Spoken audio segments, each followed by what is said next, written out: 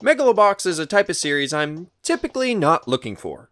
It was a surprise to be sure when I stumbled across it, but a most welcome one. Megalobox is dripping with artistic style in both animation and music. Its fights have insanely heavy blows that you can practically feel through your screen, and some aspects of the writing is surprisingly poignant and in some cases, depressingly realistic. It's by no means a perfect show or anything like that, and it's certainly not everyone's cup of tea, but I definitely think it's worth checking out, and a great starter series for those who aren't the biggest anime fans. Style is the first thing an audience is introduced to when beginning an anime. Generic anime has bland-looking worlds and characters that tell you hardly anything about them on first impression. Meanwhile, more stylized and high-quality shows have a distinct look and feel to them. Style leans into how the world looks, the tone and temperament it gives off, and the design of the characters and the personality in the story which seeps through how they look and dress. Even music plays a role in helping set the feel of a scene. Each aspect of style is vitally important to capturing an audience's attention, and its potential is boundless in animation. Just take a look at the accomplishments of Spider-Verse. Megalobox has style in spades. Just take a look at the animation from the first scene in the show. Line work is crisp and thick, separating each and every detail. We can see the individual parts of the bike and the character's coat. Animation is fluid and dynamic. Dust and rocks whip through the air with power, cracking the character's goggles. The bike rumbles with strength, shaking him, and his coat and hair flow in the wind. Dull colors contrast with the bright ones, music raises and is drowned out by the roaring engine. And with the score's climax, the scene transitions into a dreamlike state with a bright focus, transitioning again into a flashback with a different animation style and darker tones. It's so awesome and unique. I'm immediately hooked into the series and I'm only like a minute in. Characters in this series each have unique designs that play into their temperaments. Joe has mismatched clothes, a lean build, scars and bandages on his face, and a fierce look in his eyes playing into his wild and nomad background. Pompous boxers are built like a fridge with bright colors and a sleazy smile. Others have deformed faces, duller colors, and a cold demeanor that have a tragic backstory to match. Even the gears which the boxers wear lean into this. Some wear bulky gear built for power, and others slimmer for movement and flexibility. Some even make unique sounds when striking. The setting also carries this style with its slum-like restricted area and utopia-like administrative district. Graffiti, crime, and filth cover the restricted area, paired with a musical score that's hip-hop or rap, or even a more rock style when entering a shabby ring. The boxing rings here are dark, tight, and filthy, slapped together with whatever the people could find lying around. Meanwhile, the administrative district is bright and clean. Music is closer to classical instruments like the violin. The rings are massive, boasting wealth and prestige. Each setting or situation is paired with such an engaging score, it pulls you in. Like, listen to this soundtrack, it slaps!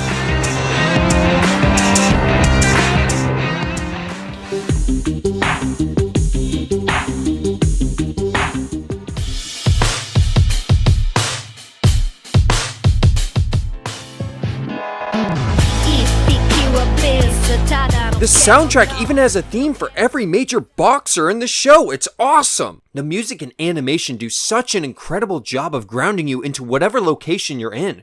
And the creators aren't afraid to showcase even more style through music video type moments, enhancing the storytelling. Style is oozing from every facet of the show. Music, animation, setting, character design, and more. It's practically incomparable to your typical anime style. It reminds me more of something like Cowboy Bebop or Samurai Champloo, a style that's instantly recognizable and draws you into the world with every frame.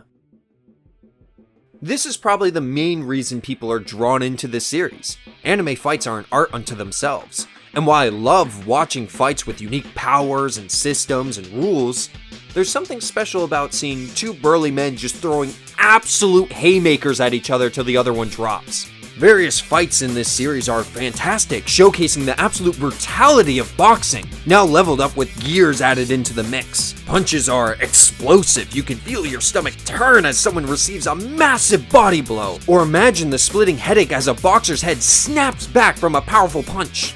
We witness damage and fatigue accumulate over time, bruises and blood spreading over the body. Breaths become heavy, punches slower, but adrenaline pushes them on, seeking the knockout punch and the relief it brings.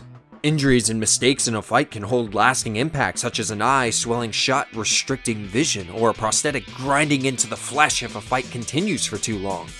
The main character Joe has a smaller build than many of his opponents, so a huge emphasis for him is on footwork and counter-strikes, dancing around his opponent with his nimble body and delivering heavy blows after dodging a massive punch. Fighting styles are based on real-life boxing, showcasing pressure fighters, outfighters, counterpunchers, sluggers, southpaw, brawlers, and more, bringing another level of realism into the mix even if it is larger than life. Joe is constantly being coached and trying to figure out strategy when facing new opponents, some of which have significantly more experience than himself. The boxing here is vicious and exciting, grounded yet over the top. A truly fantastic blend that lends to some really engaging fights that fit perfectly within the context of the world. This isn't to say every fight in the series is a masterpiece. Unfortunately, there are a few that are relatively disappointing, and there are definitely moments where plot armor comes into play. But overall, the quality of a great boxing show is here. And if you're interested because of the fights, you won't be disappointed, especially in the case of Season 1, which is almost entirely a tournament arc. But this show is kind of a character drama first and a boxing show second, especially in Season 2, which is eerily reflective of our own world. If you know anything about professional fighting sports, there is a reoccurring theme of brokenness in many of its participants. Drugs, alcohol, unresolved trauma, mistakes, regret, and so much more. Professional fighters commonly have demons they fight within the ring and others outside of it. But those on the outside can't be overcome through physical training or power. They are obstacles that people that have learned to punch their way out of a bad situation have little preparation to deal with.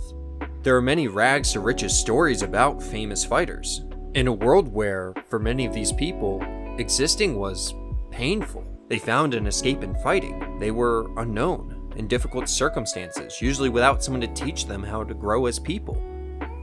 Fight. It was all they knew. They eventually became some of the best, and finally became, quote-unquote, someone. Recognized. Seen. Wealth, power, and opportunity, it was all theirs, far greater than they could have ever imagined. And many of them fell apart. All of them for different reasons. Some couldn't escape previous trauma, others insecurity. Some gave in to their every desire, corrupting themselves. Megalobox does not shy away from this reality, rather it highlights it. Soldiers that couldn't return to active duty after an injury seeking an outlet, but unable to escape their trauma. Champions who were once praised by all, falling into obscurity because of depression and substance abuse.